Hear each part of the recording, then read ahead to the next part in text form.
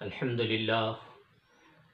للہ رب العالمین والصلاة والسلام علی شمس الہدایت والیقین سیدنا و نبینا و مولانا محمد وعلی آلہ الطیبین الطاہرین و اصحابہ اجمعین اما بعد قال اللہ تعالی فی القرآن العظیم اعوذ باللہ من الشیطان الرجیم بسم اللہ الرحمن الرحیم ان هذا القرآن يهدي للتي هي اقوم وقال تعالى انا نحن نزلنا الذكر وانا له لحافظون وعن عمر بن الخطاب رضي الله عنه قال قال رسول الله صلى الله تعالى عليه وسلم ان الله يرفع بهذا الكتاب اقواما ويضع به آخرين او کما قال علیہ الصلاۃ والسلام۔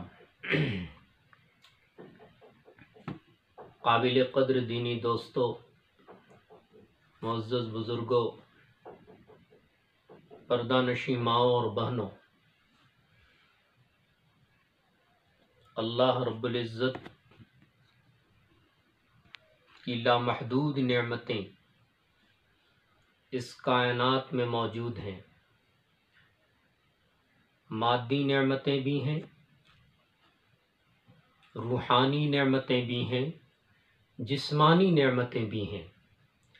اللہ تعالیٰ نے فرمایا وَإِن تَعُدُّوا نِعْمَةَ اللَّهِ لَا تُحْصُوهَا کہ اگر اللہ رب العزت کی نعمتوں کو تم شمار کرنے لگو، زندگی بیت جائے گی لیکن نعمتوں کی گنتی پوری نہیں ہو سکے گی۔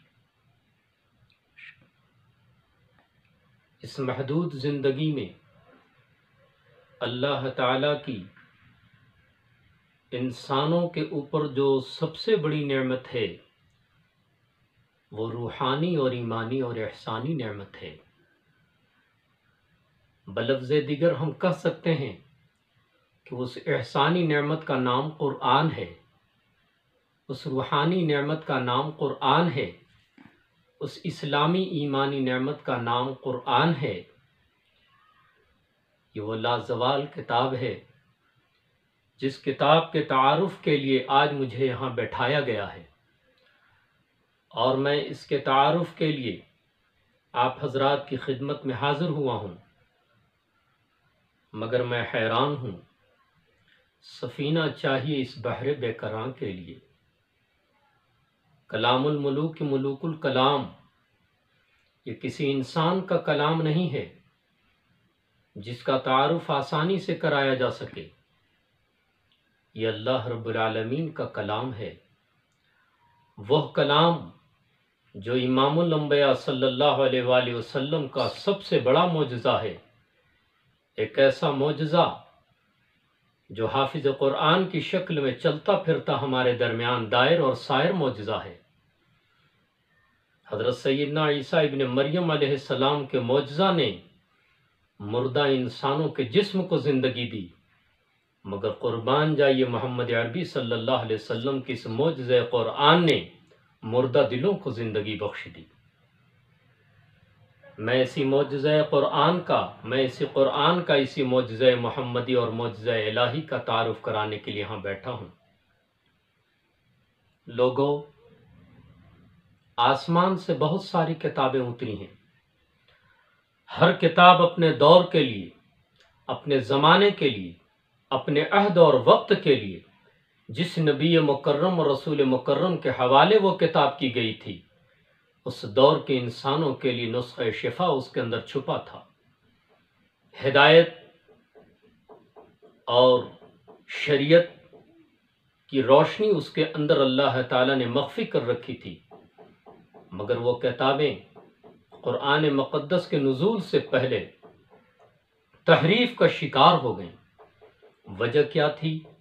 وجہ یہ تھی کہ وہ کتب سماویہ کی حفاظت اللہ تعالیٰ کے ذمے نہیں تھی۔ جس امت کو وہ کتاب دی گئی، اسی امت کے ذمے یہ تھی کہ اس کتاب کی تعلیمات کی حفاظت کریں، عبارات کی حفاظت کریں، معانی کی حفاظت کریں، مفاہیم کی حفاظت کریں۔ لیکن جب قرآن مقدس کا معاملہ آیا تو اللہ تعالیٰ نے فرمایا انا نحن نزلنا الذکر وَإِنَّا لَهُ لَحَافِظُونَ، ہم نے اس ذکر کو اتارا ہے، ہم نے اس قرآن کو اتارا ہے۔ یہ قرآن کسی انسان کا بنایا ہوا کلام نہیں ہے۔ ذَلِكَ الْكِتَابُ لَا رَيْبَ فِيهِ، یہ کسی انسان کی ذہنی اپج کا نتیجہ نہیں ہے، کسی سائنس اور ٹیکنالوجی کی کرشمہ سازی یہ قرآن مقدس نہیں ہے، کسی دماغ اور کسی منطقی اور کسی فلسفی کی منطق و فلسفہ کا نتیجہ نہیں ہے۔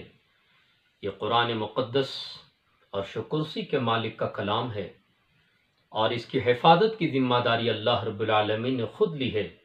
انا نحن نزلنا الذکر وانا لہ لحافظون۔ اللہ تعالیٰ فرماتا ہے ہم نے اس ذکر قرآن کو اتارا ہے اور ہم اس کی حفاظت کریں گے۔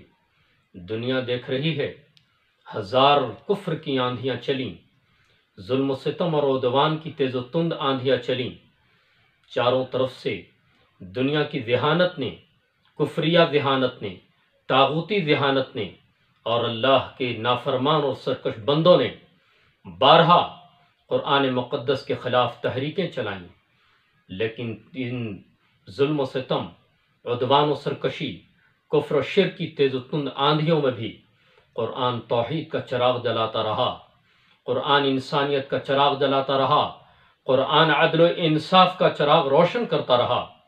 دنیا نے دیکھا، تاریخ نے نوٹ کیا، مجھے یاد آ رہا ہے وہ واقعہ کہ اللہ رب العزت نے جب اعدائے اسلام نے یہ کہنا شروع کیا کہ نعوذ باللہ یہ قرآن خدا کا کلام نہیں ہے بلکہ مصطفیٰ کا کلام ہے، خدا نے اسے نہیں بنایا ہے، نہیں اتارا ہے، بلکہ کسی بندہ محمد نے اسے گڑھ لیا ہے، محمد صلی اللہ علیہ وسلم کی ذہنی اپج ہے، یہ آپ کی ذہانت کا نتیجہ ہے قرآن۔ تو اللہ تعالیٰ نے ان کے اس دعوے باطل کو، اللہ رب العزت نے ان کی اس ذہنی فساد کا علاج کرنے کے لیے چیلنج کیا، قرآن پاک کی زبان سے چیلنج کرایا، اور اللہ تعالیٰ نے فرمایا قُلْ لَئِنِ اجْتَمَعَتِ الْإِنسُ وَالْجِنُّ عَلَىٰ أَن يَأْتُوا بِمِثْلِ هَٰذَا الْقُرْآنِ، اے میرے حبیب صلی اللہ علیہ وآلہ وسلم کہہ دیجئے، فرما دیجئے کہ اگر سارے انس و جن بھی جمع ہو جائیں اور قرآن مقدس کے مقابلے میں کوئی قرآن بنا کر لائیں، لا یأتون بمثلہ ولو کان بعضهم لبعض ظہیرا، ہرگز نہیں لا سکتے، ممکن نہیں ہے کہ وہ بنا کر قرآن جیسی کتاب لے آئیں، اگرچہ ساری دنیا کے انسان اور جنات، بہترین دماغ، بہترین قلم، بہترین سائنس اور ٹیکنالوجی رکھنے والے لوگ، دنیا کے ذہین ترین افراد، انسان کیا جنات بھی جمع ہو جائیں، جن کی طاقت مشہور، جن کی سرعت مشہور، جن کے بارے میں دنیا جو ہے محیر العقول قوتوں کا یقین رکھتی ہے کہ انسان کی رسائی جہاں تک نہیں ہے وہاں تک جنات پہنچ جاتے ہیں، ان سب کو کہا گیا کہ قرآن مقدس کے مقابلے میں کلام بنا کر لاؤ، لیکن نتیجہ بھی بتلا دیا گیا کہ بعض کے مددگار انسان جنوں کی مدد کریں، جن انسان کی مدد کریں، لیکن قرآن مقدس جیسی کتاب بنانا مشکل ہے، اس لیے کہ مالک لوح و کرسی کا کلام ہے۔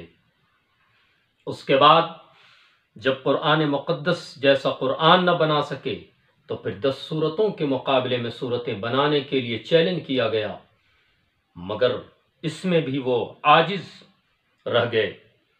تو لکھا ہے کتابوں میں لکھنے والوں نے کہ سورۃ الکوثر باب کعبہ پہ آویزاں کر دیا گیا، لٹکا دیا گیا۔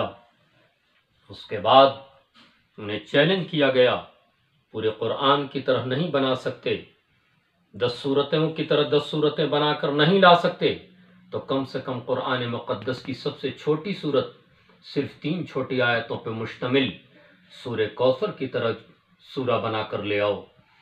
لکھنے والوں نے لکھا ہے کہ عرب کا نامور اور سب سے بڑا شاعر آتا ہے اور لکھ کر اس کے بازو میں چلا جاتا ہے، یہ انسان کی طاقت سے باہر ہے، کوئی انسان اس جیسا کلام نہیں بنا سکتا۔ میرے عزیزوں، میرے دوستوں، میرے بزرگوں، رسول اللہ کے کلمہ پڑھنے والے مسلمانوں اور مومنوں، یہ قرآن مقدس وہ کتاب ہے، تمام تعلیمات آسمانی، علوم آسمانی کا خلاصہ قرآن میں ہے۔ لیکن آج افسوس یہ ہے کہ ہم مسلمان قرآن سے دور ہو گئے۔ دنیا آج اسی وجہ سے بیمار ہو چکی۔ ہم بیماری صرف یہ سمجھتے ہیں، کسی کو بخار لگ جائے تو کہتے ہیں بیمار ہے، ڈاکٹر کی ضرورت ہے۔ اگر کسی کے سر میں درد ہو جائے تو ہم کہتے ہیں، بے چین ہو جاتے ہیں، سر کے درد کی دوا لا کر اسے کھلاؤ، یہ بیمار ہو گیا ہے۔ کسی کو اگر ہارٹ کی شکایت ہو جائے، دل کا نظام اگر فیل ہو جائے یا کام نہ کرنے لگے، نظام قلب میں خلل واقع ہو جائے تو ہم اسے بیمار کہتے ہیں اور ہاسپٹل لے جاتے ہیں۔ مگر مجھے کہنے دو اس سے آگے بڑھ کر، بے شک یہ بیماری ہے، مگر شرک کی بیماری سب سے بڑی بیماری ہے قرآن کی نگاہ میں۔ کفر کی بیماری بہت بڑی بیماری ہے قرآن کی نگاہ میں۔ تکبر کی بیماری بہت بڑی بیماری ہے قرآن کی نگاہ میں۔ حرص کی بیماری بہت بڑی بیماری ہے قرآن کی نگاہ میں۔ جہالت کی بیماری بہت بڑی بیماری ہے قرآن کی نگاہ میں۔ ضلالت اور گمراہی کی بیماری بہت بڑی بیماری ہے قرآن کی نگاہ میں۔ حسد کی بیماری بہت بڑی بیماری ہے قرآن کی نگاہ میں۔ دنیا کی محبت کی بیماری بہت بڑی بیماری ہے قرآن کی نگاہ میں۔ عجب کی بیماری بہت بڑی بیماری ہے قرآن کی نگاہ میں۔ لیکن دنیا کے انسانوں کو چھوڑ دو، خود رسول اللہ کے کلمہ خواہ مسلمانوں کی حالت کیا ہے؟ وہ عجب کو بیماری نہیں سمجھتے، مسلمان حسد کو بیماری نہیں سمجھتے، مسلمان کبر کو بیماری نہیں سمجھتے، مسلمان جہالت و لا علمی کو بیماری نہیں سمجھتے۔ یہی وجہ ہے کہ آج دنیا میں مسلمان اور انسانیت پوری طرح پریشان ہے۔ اس لیے میں نے جو شروع میں موضوع بنایا ہے، اسی موضوع کے تعلق سے میں قرآن پاک کا اس مختصر وقت میں صرف زبان میری ہے، مگر یوں سمجھو کہ قرآن کی کہانی، قرآن کی زبانی، اگرچہ میری زبانی یہ تعبیرات آپ تک پہنچ رہی ہیں، مگر میں آپ کے سامنے قرآن کا پیغام، صرف میں مظلوم قرآن کا پیغام پوری انسانیت کے نام، بطور خاص مسلمانوں کے نام پہنچا رہا ہوں۔ سنو لوگو، قرآن پاک کائنات کی سب سے مظلوم کتاب، اس انسانی بستی کی سب سے مظلوم کتاب کیا کہہ رہی ہے؟ سنو، غور سے سنو۔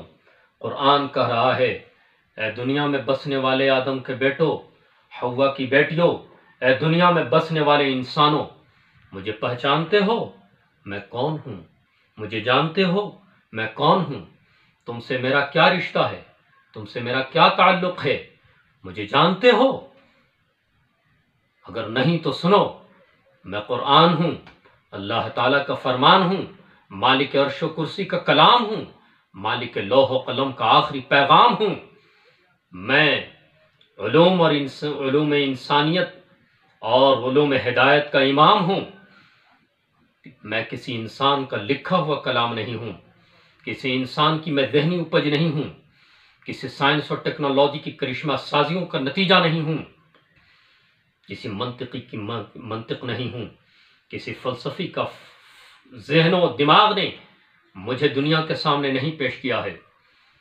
میں وہ ہوں کہ اللہ رب العزت نے 23 سال کے عرصے میں آخری پیغمبر حضرت سیدنا محمد الرسول اللہ صلی اللہ علیہ وسلم کے قلب مبارک پہ مجھے اتارا۔ میں 4 امین کی امانت ہوں، میں ایک اللہ رب العالمین کی امانت ہوں، جبریل امین کی امانت ہوں، نبی محمد امین کی امانت ہوں، اور جس شہر میں مجھے سب سے پہلے اتارا گیا وہاد البلد الامین کی امانت ہوں، وہاد البلد الامین کی امانت ہوں۔ اے دنیا کے انسانوں، مجھ سے وابستہ ہو جاؤ، تم اگر خائن ہو تو تم امین ہو جاؤ گے۔ تمہیں خبر نہیں ہے کہ دنیا میں جب بھی انسانی دلوں کی بستی اجڑی ہے، میرے دم سے بسی ہے، میرے دم سے بسی ہوئی ہے، اور رہتی دنیا تک میرے دم سے بسی رہے گی۔ میں آسمانی کتابوں کا خلاصہ ہوں، توریت کے مضامین مجھ میں سموئے ہیں، انجیل کا خلاصہ میرے اندر موجود ہے، میں ان تمام آسمانی کتابوں کی تمامی تعلیمات کا نچوڑ ہوں۔ یوں کہو کہ میں ایک جڑ ہوں اور پچھلی آسمانی کتابیں اس کی شاخیں ہیں۔ تم نے کبھی اے آدم کے بیٹوں مجھے کھول کر دیکھا ہے؟ کبھی مجھے پڑھا ہے؟ کبھی کسی سے مجھے سننے کی کوشش کی ہے؟ کسی ابی بن کعب سے تمہاری ملاقات ہوئی ہے؟ کسی نافع سے تم نے کبھی ملاقات کی ہے؟ اگر نہیں تو مجھے سنو، میرے سمندر میں اترنے کی کوشش کرو، مجھے سر آنکھوں پہ بیٹھانے کی کوشش کرو۔ میں نے مانا تم بہت بڑے فلسفی ہو، تم نے فلسفہ کی لائبریریاں سینے میں اتار لی ہیں، مگر کیا حاصل اس فلسفہ کا جس فلسفہ کی رسائی خدا تک نہ ہو، جس فلسفہ کی رسائی مصطفیٰ تک نہ ہو، جس فلسفہ کی رسائی جنت تک نہ ہو، جس فلسفہ کی رسائی خدا کی رضا تک نہ ہو۔ اے دنیا کے انسانوں، میں بولتا ہوں تم کان لگاؤ، میں بولتا ہوں تم کان لگاؤ، میرے قریب آؤ، اپنا دماغ میرے حوالے کرو، اپنا دل مجھے دو۔ تم محسوس کرو گے کہ دنیا کی ساری تعلیمات میری تعلیم کے آگے، دنیا کی ساری ہدایتیں میری ہدایت کے آگے ہیچ ہو کر رہ گئی ہیں۔ آدم کے بیٹو، حوا کی بیٹیوں، تم نے بہت سے خواب دیکھے جو بے تعبیر ہو کر رہ گئے، تم نے بہت راستے طے کیے، منزل نہ ملی۔ ان ھذا القرآن یہدی للتی ہی اقوم، آؤ میرا دامن پکڑو، آؤ مجھ سے وابستہ ہو جاؤ، میں جنت الفردوس تک پہنچانے کی ضمانت لیتا ہوں، خدا کی رضا تک پہنچانے کے لیے میں گارنٹر ہوں کہ تمہیں خدا تک پہنچا دوں گا، تمہیں بیچ میں نہیں چھوڑوں گا۔ ہاں، مجھے بہت افسوس ہے، تمہیں دنیا نے گرایا، تمہیں جو ہے فرسودہ روایات نے، تمہیں غلط تعلیمات نے، تمہیں ابلیس کے پجاریوں نے راہ حق سے ہٹا دیا، راہ حق سے ہٹا کر تمہیں دھکے دیے، جہنم کے گڑھے کے قریب، جہنم کے قریب اور دروازے کے قریب کر دیا۔ تم بیمار ہو گئے، دماغ بیمار، دل بیمار، خیالات بیمار، عقیدہ بیمار، عبادت بیمار، تخیل بیمار، سب بیمار۔ لیکن میری سنو، وہاں سے پلٹ آؤ، تم میری سنو، دنیا تمہاری سنے گی، تم میری بولو، دنیا تمہاری بولے گی، اب سے تم میری کہو، دنیا تمہاری کہے گی۔ جانتے ہو میں کون سی امانت ہوں؟ میں تمہیں اپنے بارے میں خود بتا رہا ہوں، تعارف کرا رہا ہوں۔ انا عرضنا الامانۃ علی السماوات والارض والجبال فابین ان یحملنها واشفقن منها وحملها الانسان انه کان ظلوما جہولا۔ میں خدا پاک کی وہ امانت ہوں کہ اس امانت کو آسمان نہ اٹھا سکے، زمین نہ اٹھا سکی، پہاڑ حیران ہو گئے، پہاڑ نے انکار کر دیا، مگر آدم کے بیٹے تمہارے دل نے جو ہے اس امانت کو اٹھایا۔ تو امین بنو نا، تم جانتے ہو کہ میں ہی وہ ہدایت کی پھلواری ہوں جس میں علم کے، ایمان کے، ایقان کے، احسان کے، آدمیت و انسانیت کے، صدق و صفا کے، خلوص و وفا کے وہ پھول کھلتے ہیں جو کبھی نہیں مرجھاتے۔ میں وہ شمع ہوں جو کبھی نہیں بجھتی، میں وہ شمس و قمر ہوں جسے کبھی گہن آلود ہونا نہیں، میں وہ راہ ہوں جس کی منزل اللہ کی رضا ہے، جنت الفردوس ہے، عرش اعظم ہے۔ ہاں ہاں، بس بات ختم کرتا ہوں۔ ابو بکر کو صدیق ہم نے بنایا، عمر کو فاروق ہم نے بنایا، عمر کو عدالت کا سبق ہم نے پڑھایا، عثمان کو وہ حیا ہم نے بخشی کہ زمین پہ انسان نما فرشتہ عثمان بن عفان جب چلتا تھا تو آسمان کے فرشتے بھی اس سے شرماتے تھے۔ وہ قرن اول کی حیا عثمان کی آنکھوں میں نے بھری ہے۔ ہاں، میں قرآن ہوں، سنو۔ علی کو شجاعت اور علی کو صحیح فیصلے کرنے کا سلیقہ میں نے سکھایا۔ عمار و یاسر کا عشق میرے دم سے تازہ دم ہے، بلال، ابن مسعود، سلمان، ابو ہریرہ کا عشق رسول اگر زندہ و تابندہ ہے اور پائندہ ہے تو میرے دم سے ہے۔ امہات المومنین، بناتے پیغمبر اعظم، بناتے رحمت للعالمین کہ اگر عظمت و بزرگی اور رفعت و عزت اگر قائم ہے تو وہ میری ضمانت سے ہے۔ ہاں آدم کے بیٹو، کبھی وادی فارا سے گزرو تو آج بھی وادی فارا سے گزرو، جبل نور کے غار حرا کو دیکھو، وہاں سے ابھی بھی آواز آ رہی ہے، اقرأ بسم ربک الذی خلق خلق الانسان من علق اقرأ وربک الاکرم الذی علم بالقلم علم الانسان ما لم یعلم۔ آج کے پڑھو، آج مجھے اخیر میں خاتمے پہ میں قرآن تم تمام بنی آدم سے یہ کہہ رہا ہوں، اور بڑے درد کے ساتھ کہہ رہا ہوں بطور خاص مسلمانوں سے، کہ پڑھنے کی کتاب تو پڑھنے کے لیے تو سب سے عرفہ اور اعلیٰ کتاب تو میں قرآن تھا، لیکن تم نے مجھے نہیں پڑھا، تم نے میرے سپاروں کو، تم نے میرے جو ہے رکوع کو، اور تم نے میرے پاروں کو الماریوں کی زینت بنا دی۔ مجھے نہیں پڑھا، تم نے مجھے سمجھنے کی کوشش نہیں کی، میرے اندر اترنے کی کوشش نہیں کی۔ یہی وجہ ہے کہ تم دنیا کی ساری کتابیں پڑھ کر بھی جو ہے جہالت کی اندھیریوں سے نہیں نکلے۔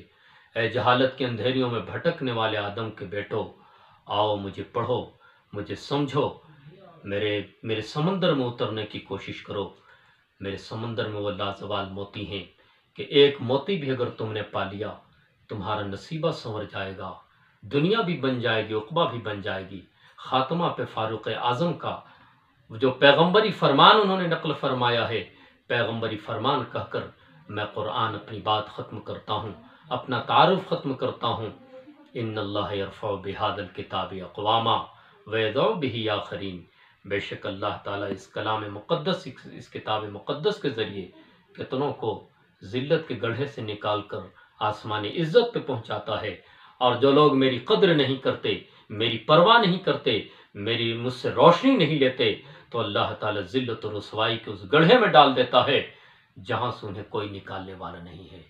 امید ہی نہیں، یقین ہے میں قرآن ہوں کہ اے آدم کے بیٹو، تم آج سے میری سنو گے، آج سے میری کہو گے، آج سے مجھے سمجھو گے، آج سے میرے بارے میں سوچو گے، آج سے مجھے ہی بولو گے، آج سے مجھے ہی پڑھو گے، آج سے میرا پیغام دنیا کو سناؤ گے، خود بھی مجھ سے رشتہ رکھو گے، اور دنیا کو بھی رشتہ رکھنے کی تلقین اور تبلیغ کرو گے۔ شاید کہ اتر جائے تیرے دل میں میری بات۔ یہ میں قرآن ہوں جس نے اے بنی آدم تجھے یہ پیغام سنایا ہے۔ امید ہے اس پیغام کی قدر کرو گے، پھر چلتے چلتے شاید کہ اتر جائے تیرے دل میں میری بات۔